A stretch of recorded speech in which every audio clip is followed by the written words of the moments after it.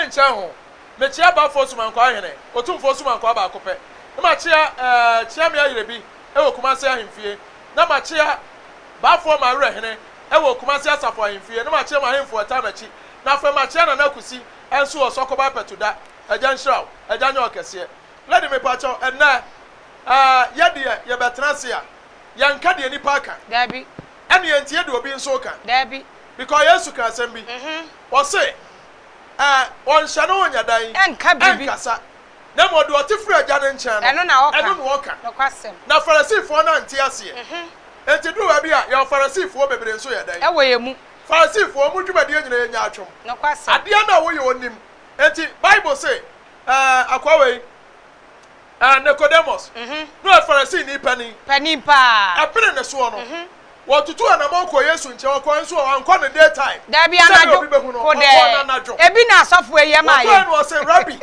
yan yanim se ufiri nyankopon na aba efi se ensanche nim ene niam a wo ye no ya ne ani tu ya se firi nyame nanso si abaji odie no ya je odi a ya de ne bagu no kwasem enti ya yanim bia wo ye nyina no kwasem enti kire me de menye no kwasem enti o asofo ne bebre ho a wo bie nipa na adwene mo no ne kora hye bebo no enti kwa bia so ase wo no dampo wo di kan twa ogu no kra se de be ye nipa beji wo no na die na antro na to so ayedan akoso yanso ye de anya ba ne aba yaba ne yaba akrante ne ma yaba ne yaba wo ye den ya o ma no be hunu nyansa ye be bie o ma dwene mu ye be bie wo mpe ye be bie asore ba wo tie me me de me ba ma wo tie ne ye ade ba ko so dwene he na me tie bishop obi nim kwajo me chia wo bishop obi nim ka asem bi wo say yan ye si so nyina ya preach ya chia asore ma Yesu ba tie ne yo Yesu ba enti ewiase agapade anya mahwe enso ye asofo yi ye totokas abroche ko bi ba ye sisi adan wo asore ba odi ewai enti mo mama ni na ho kwaje obi nim na kan ye me hwe the video live what you say edu ba bi a obi nim aka no kro ba Ghana no nipa obeka no kro bi e beta no enya Ghana nko ewiase nyina wo obeka no kro bi e beta enti menua Abraham bi mo show aka asem bi. But say, if you want to lead a black man, do not pull all your two hands. And for some years, you know, and Panamo, yes, say, Pansaba Kupia on a watch, never about Kupia anymore. Because we say, I almost channel. What if you say, what if I bounce or my wall at a dominant and Jabusia and American culture? God has picked a new leader. Lady, Papa, me pacho to start with. 2024. And you get 2024 and beyond. Every 2024 and they crow. And one seven and the other kind. Or do man come picking new leader? Yeah, Waba. Papa, or you suffer, and now deep for. And that's why you're a politician. Me pacho me nunina, my young pa, and then God has picked a new leader. Okay. Now, send new leader way. A best surprising nipa. What you say? Unim said 2024. A election year. Yeah. Okay. NPP wanted to break the 8. And I'm a yes, sir. Yeah, dear. There was spiritual arena num. And almost the political arena. What you say? And here you shed your eba. Womu di omu hwe hunamu. Nipa domu etudu on etino. Enu no omu hwe. No omu di akasa. Nanso ma menka ntu o say. You o say hene. Wanu na say to hene. Ase hene to hene nyame. Ana menka politics ni bebre. But the American politics so be dai. Ebe fam na menya politician. Okay. Na mo de ebesie ana me di ka dai. Eka. We live in a country whereby wo shan kom na nkom hye ne bamu a o man ne bedu watem. Adenti ne edu watem. Enkwasiafo mo hunu na mo ka mo ntimi nsia no kwai. What you say? So hunu na oka. Na so si ano na sa manso a. Wo se eh adifo atrofo mo ka kura nsi. Enti ya say o man anya dan. Asam no ko ka na bamu a ye bedu watem. Wo ka na mamu a ye bedu watem. Ti ya say anya dan. Enti me dia memen ka so obi nyimi ni. Men suma asa jimidi. So jimidi a eye nsrama wo. Wa nyimi ani a men fa ho. Nye onti na me wa ha. Dia meti fra agya ne nkyan na me ka kire wo. Enti lady nanka politician bi wo ho a na ko adoma kuma yi ne say one and ka be lead Ghana 2025 to 2028 na sani pano practical party wo mu no omo mafia ma men ka no kranchel NPP make a such NPP for abusia for me wa panom me nuanu ma mo NPP ya be ka ne say anya atem de die ne yedi mo lady the ambassador me ka che nipa ne say NPP for hwe yi because bridge here kase bi abo na ne pompon so kase sa ba bebo na bebo NPP a wo hwe be dampo mu breaking the 8 no NPP ntimi break bi o lady o te the American papa ye tie pa NPP breaking the 8 no ayam mo anan omo pa omo mpre no omo nya ho adwuma sa omo timi sha ase afiri na idi a ebi anan sesa bi adan aba na mo so omo tra omo to so kase ya da so odom edom bi achi me ka cho se bridge e kase abo Alan Kojo Chematen he was the leader you adoma kuma yi no yanko be lead the NPP force and Kobemba NPP are breaking 8 by landslide what can I say Kobeti me for komyan easy now so papa na nya botre and because of the mafia worker NPP 4 year no nti papa no the chances of winning the election to become a president of Ghana atonsuom Alan Kojo Chematen can never be a president of Ghana anymore because the political career no abufuo amana edai atonsuom ena so atena ba bi o wono so a ekwa bi aso mafia work ne so yedai ya ma ne kwai e ma ne ma what you say eti opani see wasi form no it will go against the NPP as a political party NPP ba suffer defeat yes and defeat be nwanwa because 2016 me jam me platform so ehye nkombi ka say political party from NDC on be lose massively president awashi asekase NDC that is ex-president John Mahama 2016 I said it was on Facebook mekai on my Facebook page what you say na mekai say asem na nipa bi nim say me di agro e bi be comment on Facebook didi matam say anya no kre me pa 2016 e ba ho na wi ne ye ono kwasem the president the certain president would suffer defeat and now was okay NPP buy na mekai say NPP be dia de na Akufo Addo be dia de me ko shan kombi wo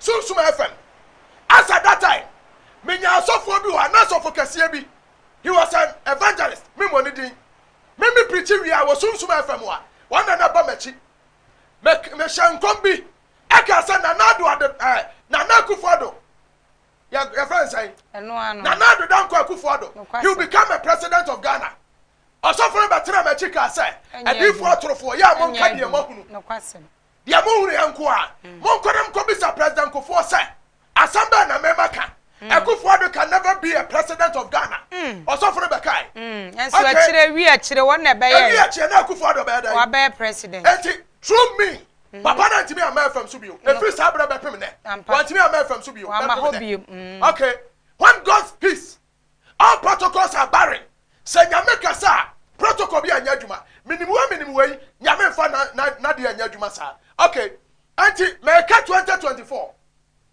NDC will come to power again yes asemi I'm telling you okay mon kanche ex-president John Mahama papa na sa papa wa bio when na nwanwa no nipa nti ase lady so benim ex-president John Mahama on papa no akoma bi a we are too dangerous John Mahama ye nipa bi a wo wa so de ti asem wo ka asem cho John Mahama o ye nipa bi obra ne ho ase sa wo shia ne spiritually on papa no o ye so down wo form ankasa wo generous heart wo akoma mu da ho wo dwene nipa ho tie ne ye wo ye nipa bi obi ane promise nipa bi a but people don't know me say that as president John Mahama he's so lucky than any pabi amahuna I'm telling you the man will become the next president of Ghana, if Nana Akufo-Addo esi formua as president John Mahama, he will come to power again. Wow. Oh yes. Nanka Alancha Matena Kobefa Kunyano. NNP before I die, Emma no. But that's not the case. British Kasiabi Sabe die. November 4th. Almost a Kotua Banoa. I can't papa Kombasa Mafia no. Na Sandy Panadia. Sandy before you're careful. No more mana, you're free and fair. No more mafia ni Panua. Obey your secret be a obi die. Happy. And on a background pipi, a form said, Tim, tis John Mahama, one shall see and yet warm up. One country ex-president John Mahama said, or the man come off for a minute say, was I die? Abba, power bill. And the NDC will come to power again. Wow. Yes, he's a new leader. Wow. Yeah, the man come off funny bill. Wow. What you say? Now, yeah, beko 2024. On him say, the world is deals by what? Numbers. Numbers. And we are secret a number. Okay. What you say? Number near the Juma. Okay. Lady, Papa. when you pay your baby, we are a number. No question. What be on a number? So I call Jeffers at home. I call USA. America for your Nipadiano on you. I dear pay your major important home here and your date of birth. Date of birth. I'm telling you. Just date of birth. Date of birth. With date of birth and the count one seminar. I dear be a baby, I say about baby or date of birth, Becca. It is so bad, we are saying. Now, no date of birth, can we sound so Ayira? I'm telling you. That's a date of birth, Nihia. I'm telling you, Naki, you can work at the hospital. Can you try date of birth on to work? Papa, now, Monsua, Caneno, Yawu, Omoa, Omoma made the dying being a yash and so dear, and almost some date of birth, Ayira. Me patcho so date of birth, Ayira. Okay. God, the who need to some me. Okay. Nian settle date of birth on your day. And Fama. Nian shed your how. Wow. I'm telling you, sir, if you fall into a dark and you're favorable there, me catch you say, we yare, yes, I yare uncle. Wow. Me can't correct you. Wow. See a who date of birth, yare the bear, we are saying, yare a becum, yabba canning in natural. Wow. Nini now, ho. Nini now, ho. Oh, so Obi Nimni Diana or Bow and Chaya. Yabatra. Wow. Wonderful. What you say? Wonderful. So when you are, Yasha, Wooding, Made a quadro manu. Yet the quadro manu research it. Wow. Who's a quadro manu? A numbers. Wow. And I say West. KWA near the assert. Okay. Yabahunu with date of birth, Cecilia. Wow. Yes, I do. Yabahunu. Wow. Yabah, how. And you may say so. Wow. Not to be the 2 pound. Wow. I put him. Wow. I quite a fast over when you never catch it. Wow. Then you are the man come here. Now, hell, a real say. Universe in also near assassin, any and away and some way. When the Pabia on some beyond on someone since I no question. Nipabia someone since I no question. and to some sense I and the tread the entire berry assay. I dare be a saw about Uber Yassa Bay. Ubanga Warepa, I want some. We are continue, I want some. Our repower on some. I point you on some. I want some. I want some. I want some. Papa Naso be son and say to child, Bessie Dawan. So on such a child. Me patch your mamma, no. Okay. O mama, when Namu say a day. When Nancy was here, day. Me catch us on Nipa with your book. Bibia one Nipadiana would be Nipadia and your book, Cassia. 80 and found someone said to child, now to child. Will bet Mama so be Nipano, Such a say the wooding. Okay. What you say? When they are mystery. One such a wooding. Okay. And yet, Yatu dinner pet. You best set you quite how fast over yes. Okay. What you say? Okay. And you have got 2024. Now, some make home. Lady, a do baby say, ya na mini animal Christopher, Yan to Boisier. Pia, you want Crawford, you only in Yachum. As some of the can one trust you who say, as some of the can no crack. And no crack, and so bad, so bad, Yatomono, or what that? On you to Muda. One in to Muda. Why is that defeated that? I say, because one who him, no crack, and a woman.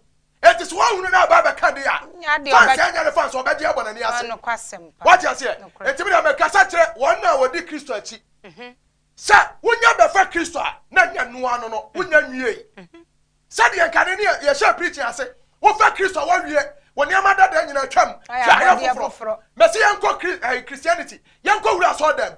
Now, Mr. Wana, won wo kire won ene won na oye ye se ni pattern na ho a meti me ka se bia enipa be tu ene bia ne me koyie emu 8 ni nyina sofa including asofo ana lady emsa sa ko na receive your asofo bi wo en cry emsa ka so akwa mu wo say wakotira atwa mountains na oda na sunsu bi na baba na apostle bi ma no fasting 21 days so akoye wo sada no kra wo ye wie ya no na ma 25 days 21 days ni ba no kra wo say da no obedan no awurade sada no kra wo sada mo wie ne sa 3 times wo ka na ne to wa na ne ho asai no kwasem no asori akodware wo ka na ne to so na ne ho asai for 3 times no kwasem sabra na me ye adwuma okuma wudira no kwasem na me hosu the spiritual host me can say asem no na branch ya ne frame me wo frame me so distance is not a barrier ekwa ni ni sabra kwa me chia na haban nam so pani ko tete haban we bi wa oba shit a da so no fa haban ye ni say hata haban wo awiem wo wi afasa okete no so abrantie da so be pim na spiritual marriage no abia mabiem no kwasem who say power no dey abusia de wonnim obi nim wa makwani yanka na nipa bre ya bro ensori mana gu na se omu bre no entimi ne ohunhuni nipa ne ba wansi de ode be furu kan kura wonya bi kakra na dan boto no asa bona so no asa age wo so wo gi a wo moa no ema ne ema nkoyie ya kire nipa ne ko be fa so obedi ye nso a wo so makwai why stumbling block ada urade be bo be bisawo enti asofo amutie me monsua ne ye what the America chairman ya de abase e be bie nipa dwenem ya be che nipa nyansa lady papa ya mamuram 2024 onim say every month bia so nipa bia on number dia o se awu nipa bia wo bosumi bia mu a bosumi na ebe wo no account pa den na ebe wo account pa what you say ansa na yi na ewu afi na ewu wo mu no eno so asa ya dai account enti abusuafo mu ntie me ye 2024 ya wa January kuta sai number ne number 1 anameboa no kwasem okay number January and number of the sun awia odi for line ya 0553011926 because you see subiem ka say odi for line ya 0553011926 oha bia da osubia fre odi for na eja befa ne nsa so aboa me da wase bebre papa yenko lady me pacho me da se se akọ 2024 January mu a yakọ numerology mu so akọ numerology mu a enkofo na search stars no ehwe ensoroma mu no wo mo the numbers and na ye adwuma what you say na every month be anso kuta number and 2024 January a religious year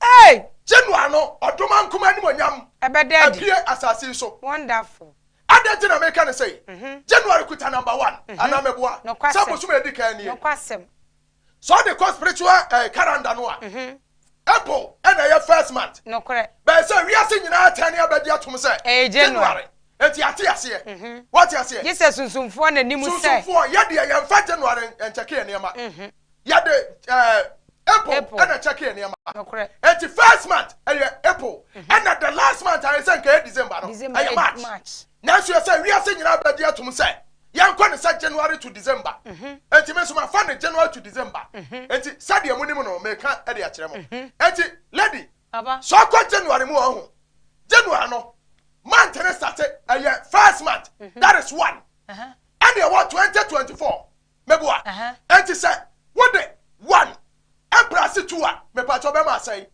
what the 1 plus 2 aya 3 no correct 3 plus 2 aya 5 no correct 5 plus 4 aya 9 now every 9 in number biano a religious number what you say 9 in number a religious number enti sabre no oduma kuma ni wanyama yedai esi form e was 2024 num enti 2024 and sisa wo from bi yedai aba what you say enti January no a month of the Lord month of the Lord enti 2024 January and America ho asem a month of the Lord and I go February nso a February nso a number 1 February number number 1 okay yes February stand for 2. Okay. What you say? 82 plus 2024. Ebema 1. Numerical number. Ebema 1. Okay, so my 1 a month of leadership. Leadership. Month of leadership. Okay. Anointing what do man come ahead? What raising the power front? Yeah. You have soon sumu. You have Solomano. And some of us say you are who the Atirano. Yeah. As soon as you crack out, as soon as book, to lead the Bio Piano, you are trying to own some, and you are can't read the answer, you can't some. What you say? Ha! Never send it for a year. Send people for a year. No more to me, sorry.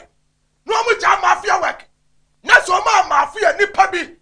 Honorable Canada Japan, my men starting clear. Canada Japan, were you serious? Were you serious threat? I'm a MPP. Why a threat MPP? No assassin and Shra MNDC. To Mama wa Aseda, one fan na honorable wine can a Japan. I'm telling you. Can a Japan, there's no way. Some people for a man cry so many party, no. Never a woman cry. Woman preso cry. One man preso so a secret about what I know. And from November to December. One man baby shaking Kasiapa. Never secure the political party from NPP. I'm telling you. Wow. Yeah, the rest of so many account. It is a more pedia, Monsare, Namoya Huajuma. A Pia Moya Huajuma, Sister Betimiaba. Okay, and to February, no, a month of leadership. February Kuta number 1, 2024. And a March. And so a month of unity. March Kuta number 2. A month of unity, 2024.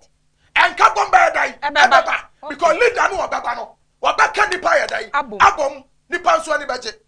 Okay, April 2024. Okay. Month, the number and number 3. Okay. Number 3, no, a month of honor. Onyanko Pony Monyam, APA. Wow. Month of honor. What you say? I would never send the Monyam. Okay, May, maybe an intimate content. May 2024. Number no so number 4. A month of the spirit. Spirit. All the 4 angel spirits in I come why die. Abum. It will be a spirit who study spirituality. 2024 May. So baby do sumu. Now wa kwantem ye dia won sabeka na easy. Wow. Yes. Wow. And leader be baby and say political parties no. Leaders no. The obetimi afura konwa no. It will start May.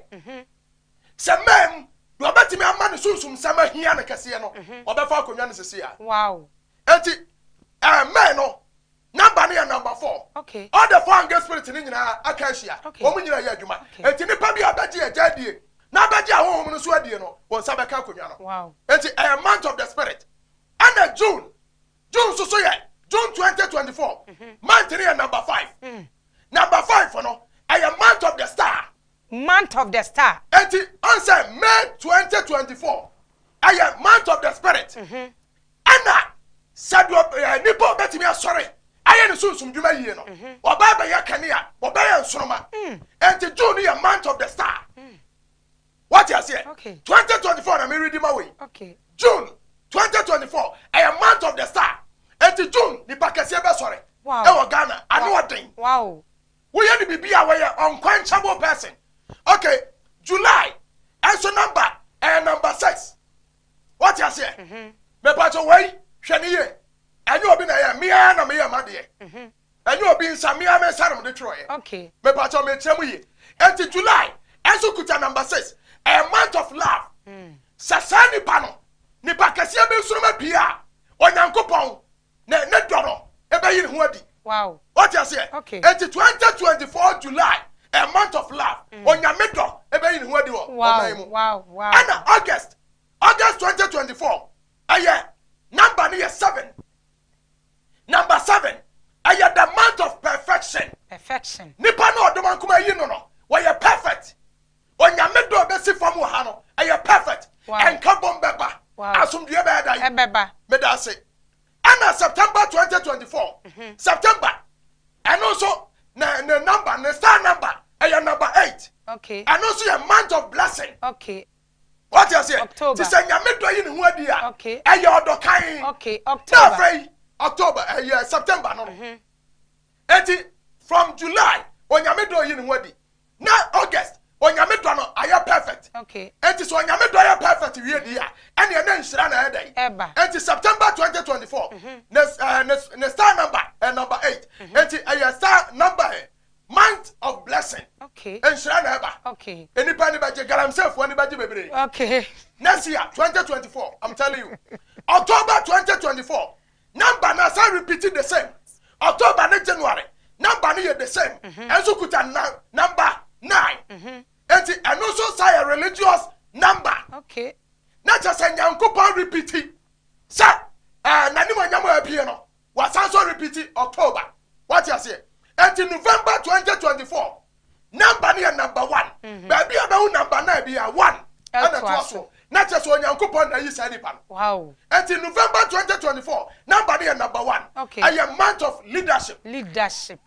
now for your call the last month December December okay December 2024 and also the star number and number 2 okay and also a month of unity baby awrade animal nyamba yin ho adie no we resin leader okay na say leader no so ba and then come na head and 2024 when at the home man wonderful and jabusia wonderful me dia no di force kedwa wonderful e bia men sama make won tim asena now by 2024-2025 wa be kasampa odifo awrade afre no papa na so obi pe wa kira kwan a fa na wo be pato me kuma se sokoban okay kuma se sokoban na bro no e fa no petuda no kwasem meni atiri kura okay ahojo da ban sokoban papa wolai ne yes be pato me number ni me signboard wan so okay 0553 okay 011 926 wow 0553 011 926 me pato bia na person follow me bia na person ko tie message ni ye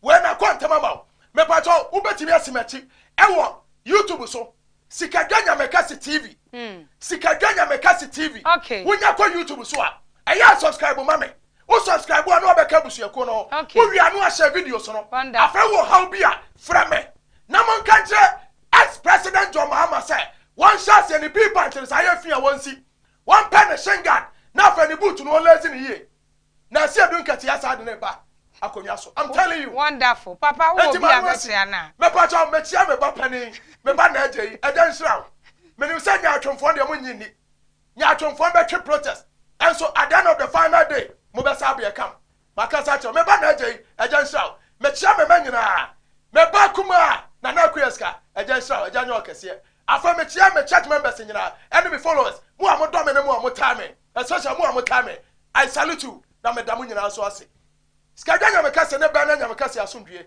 enko bi papa fa online ne to so biem na ye papa to me line ni 0453 011 926 ti obi o hawa on fresh line how wo biara okay problem bia wo bia say financial problem eye yare eye mane eye court case problem bia wo bia me se frame na bra na enya adwuma ma wo me pa to me nton ade wa so dem na mo me bo afode okay etu ba janche me pa to prepare to say wo be bo afode afore ne say emma me pa to afore body 500 cedis and Kaniska 5 million God bless you ya ni abre e adwuma God bless you here serious people ya adwuma de ma wo eja nshraw eja ne okese bedase ya da otufo skedwa Nyamekasi ase enenso eja babie ya adwene mu nyansa na kasa same ka kire o nyansa no eno nenne akasa ede a kire badwema wo hwe dwumadie ya da wase ekina ya adoma 5:30 to 6 o'clock ya besan asan so ade ahia biem tete Atimpon dwumadie na wani gusu a wo hwe se ya woda eyotufo skedwa Nyamekasi nsa no adwuma me chia me ba Abigail pa abi eja won hira wate oma ode wakoma pe me chia famous nso na me chia onipa bi a oje bre na wo hwe tete Atimpon dwumadie me da wase ya besan ahia biem bye bye oje bre na wo hwe me dia ne skedwa Nyamekasi odoma nkoma boss ne asase a ya friend oba ade no ne de hye konkron eneme ana odoma